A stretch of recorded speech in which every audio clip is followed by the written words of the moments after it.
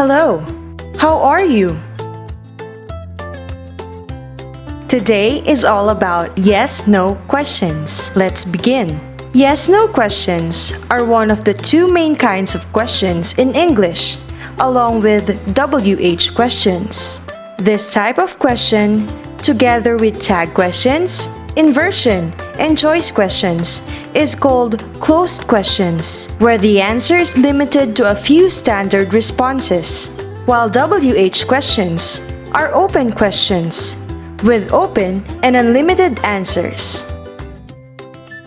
We use yes-no questions when we want to confirm or deny something.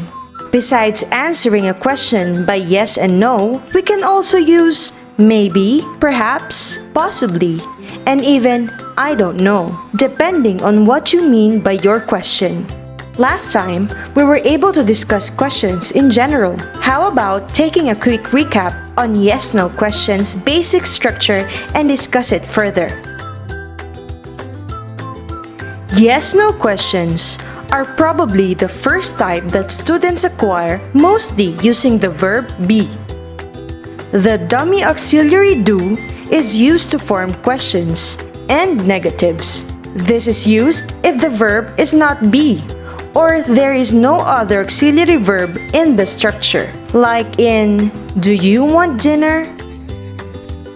Where the basic structure is used, do as the auxiliary verb, you as the subject, want as the main verb, and dinner being the object of the sentence. The same structure is used in the infamous will you marry me? However, we deem form exceptions in questions like is Anne French, where the question begins with the main verb be, is, followed by the subject Anne, and ends with the object French. Another is was Ram at home?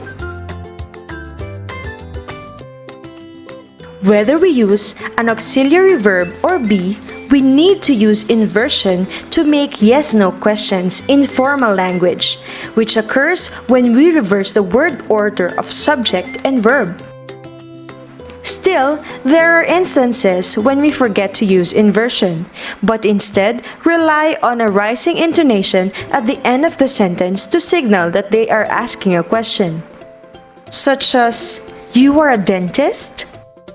Instead of, are you a dentist? Note that both are answerable by yes or no. Although some find this as an error, it is actually grammatically correct and coined as non-inverted interrogative sentence or simply declarative question. Declarative questions are commonly used in informal speech.